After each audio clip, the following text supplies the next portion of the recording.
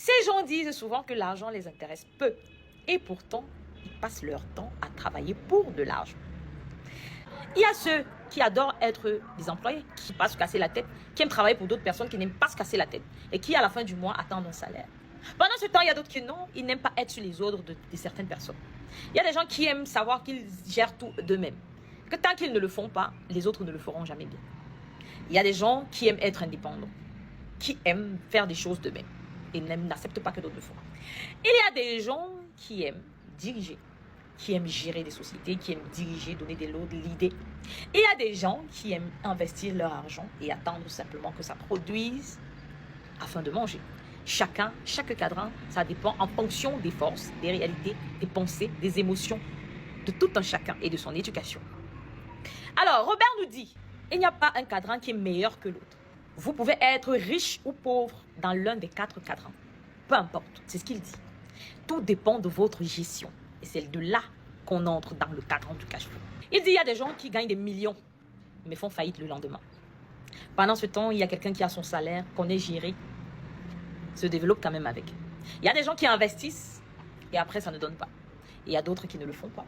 Donc, il dit qu'un cadran ne garantit pas non plus la richesse. C'est pourquoi il est là pour nous donner le guide de la liberté financière, comment gérer lorsqu'on est dans son cadran. Il dit, son père riche lui disait souvent, l'argent est important pour moi. Mais je ne voudrais pas passer ma vie à travailler pour de l'argent. Pendant ce temps, son père pauvre, quoique bien instruit, très instruit d'ailleurs, lui disait, l'argent m'intéresse peu, je ne peux pas m'offrir telle ou telle chose parce que je n'en ai pas assez.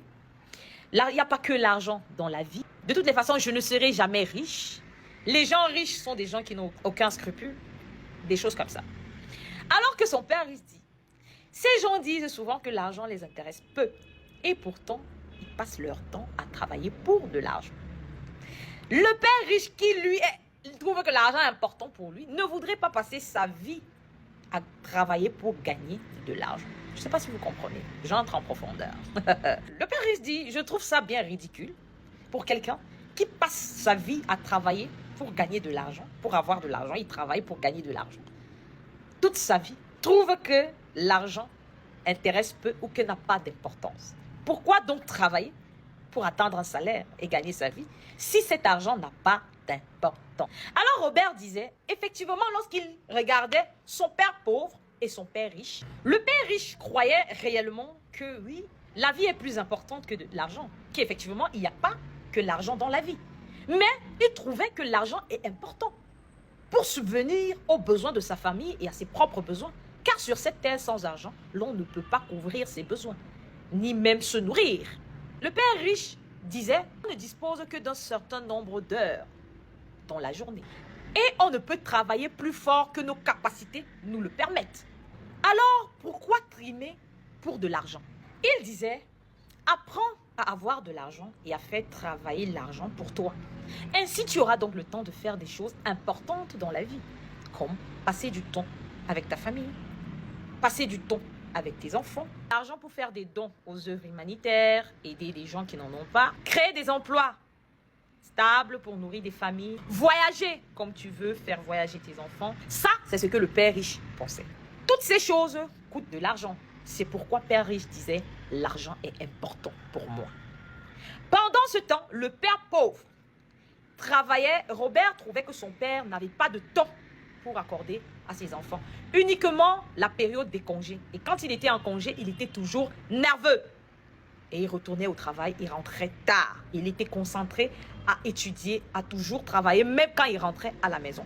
Et pourtant, tous les besoins que Robert demandait à son père pauvre, quoique bien instruit, n'arrivait jamais à le combler car son argent ne suffisait jamais. Et pourtant, il passait ses jours à travailler pour de l'argent. Et quand même, il trouvait que l'argent n'était pas important. Think about that. Alors, Robert posait la question de savoir pourquoi à l'école, on ne nous apprend pas, on nous apprend si peu sur l'argent. Pourquoi les enseignants étaient toujours pauvres? Pourquoi tant d'enfants détestent-ils l'école? Les professeurs n'étaient pas fortunés. Et pourquoi l'école nous apprenait si peu sur la liberté financière? À ce moment-là, il comprit alors pourquoi son père, très instruit, quoique pauvre, pensait ainsi, que l'argent n'était pas important, il travaillait autant pour de l'argent. Alors Robert dit, très souvent les gens veulent rapidement quitter d'un côté du cadran à un autre, ça veut dire du côté employé pour être directement propriétaire d'entreprise. Pourtant, ça ne se passe pas ainsi. Il dit ceci, changer de cadran signifie très souvent changer complètement la personne que l'on est. Changer qui nous sommes, comme je l'ai dit, mentalement, physiquement, émotionnellement et spirituellement. C'est très important. Pour changer de cadran, il faut changer complètement de style de vie, complètement de compagnie, d'amis, d'environnement, complètement de façon de voir les choses. Parce qu'en réalité, je vais vous décrire comment est-ce que chacune des personnes qui se trouvent dans les différents cadrans, les 4 cadrans, pense. Mon père riche lui disait, il faut que vous écoutiez au-delà des mots. Certaines personnes parlent avec leurs âmes. Il faut écouter l'âme et non les mots. Ceux dans le cadran E, vous entendrez généralement ressortir de leur âme la sécurité ou alors des avantages. Ceux qui sont dans le cadran E, donc employés. Lorsqu'on entend donc ces mots sécurité ou avantage, on a une bonne idée générale de ce que la personne est. Le mot sécurité est souvent associé à la notion de peur. Les gens préfèrent avoir de la sécurité, se dire que chaque mois, dites que vous me payez tel montant. Je n'ai pas envie que mon salaire varie, qu'après ça va en bas. Non. Je suis ici parce que je veux savoir. Donc quand quelqu'un vous parle comme ça veut dire que c'est la sécurité. Il a peur. Il voudrait se rassurer qu'au moins tel montant lui sera donné à la fin du mois. Donc il recherche uniquement la sécurité. Ça, c'est le cadran employé.